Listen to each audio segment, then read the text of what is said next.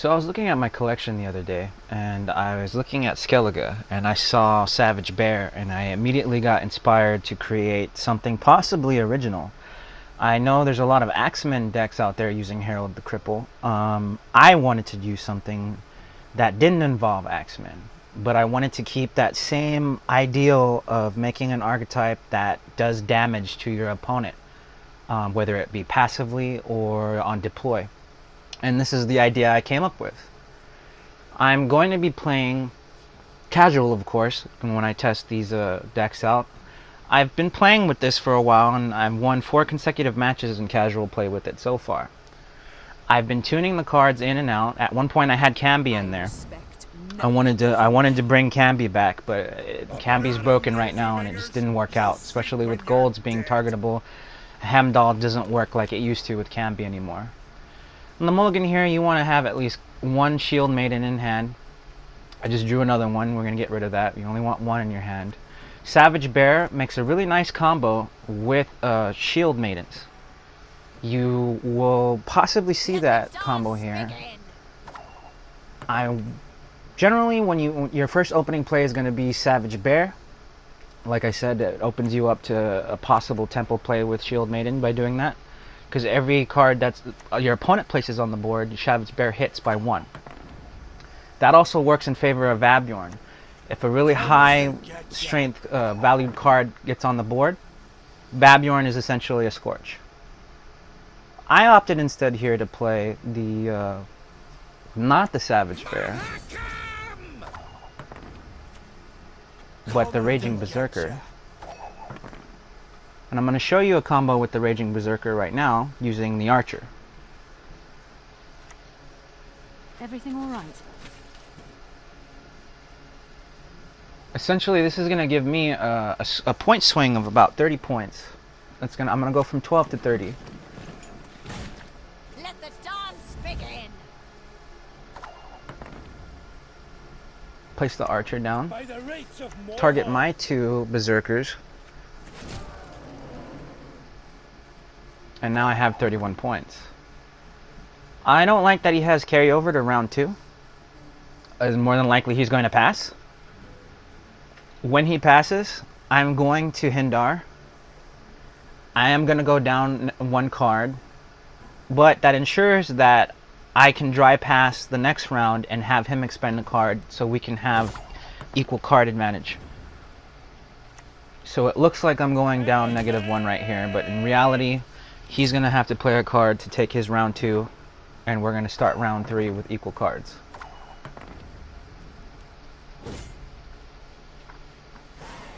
I have real high hopes for this deck archetype. I hope it becomes popular. I'm going to continue to play and tweak it. That's a bad draw.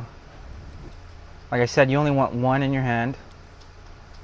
And now I have to deal with having had 3. I'm going to go ahead and pass here.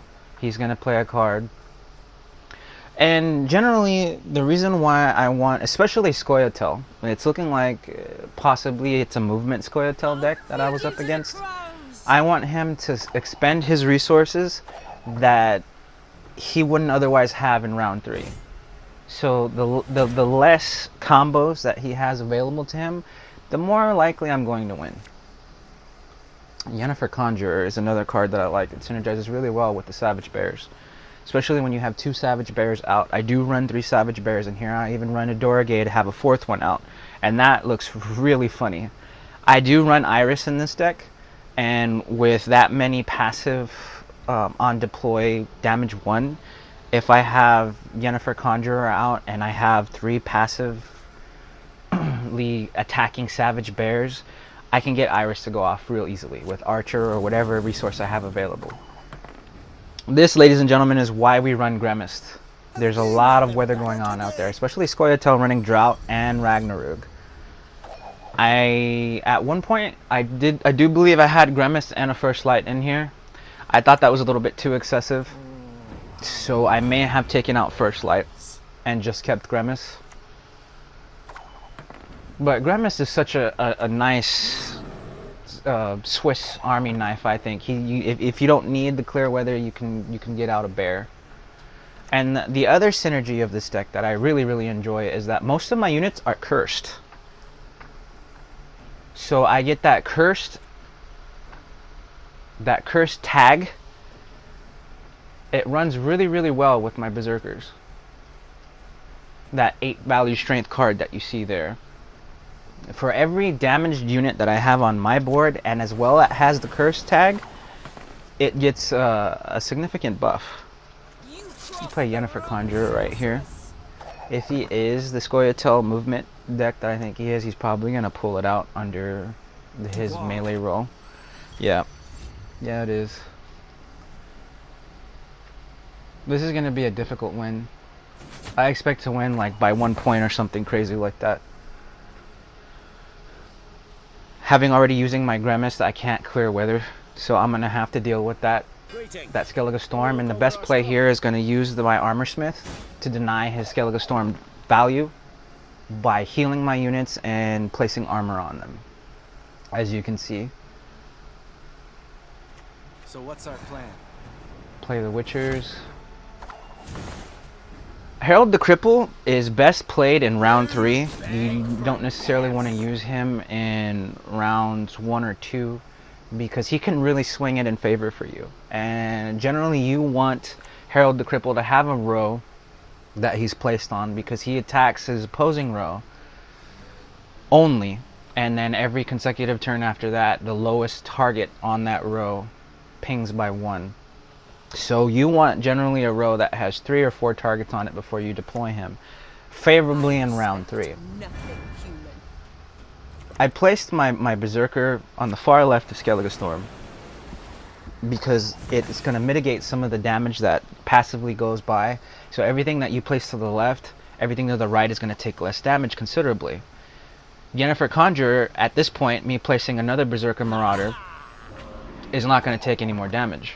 It only does the first 3 from left to right. There's a Scorch. He already used the Shiru, so I know he has another Scorch. Possibly that was the only Scorch Shiru made, but he might be running 2 Scorches in his hand right now. I'm expecting the worst. Herald the Cripple really does swing a favor for you. Like you can see here, I got my tempo back. There's a second Scorch. Now you're going to see Shield Maiden at work. Generally, I like to use Shield Maiden after a Savage Bear. But given the situation we're in, where we're against 2 Skellige Storms, it's not looking real good for me right now. But I'm fairly confident that I am still able to win this. I still have Vabjorn and I still have my Archer. The Archer, whatever... Perfect example right here. That 11 strength bear that he just played. I'm going to play my Archer. I'm going to ping it once. It's going to be a 10 strength card, and Vabjorn's essentially going to be a Scorch for me. He's going to be a 10 strength valued Scorch and a 10 point body on my board. Essentially giving me 20 points.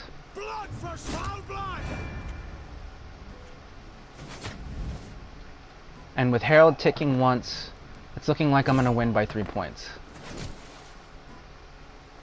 Perfect. Not a very, very clean win. Sloppy, but I'll take it. Thanks for watching.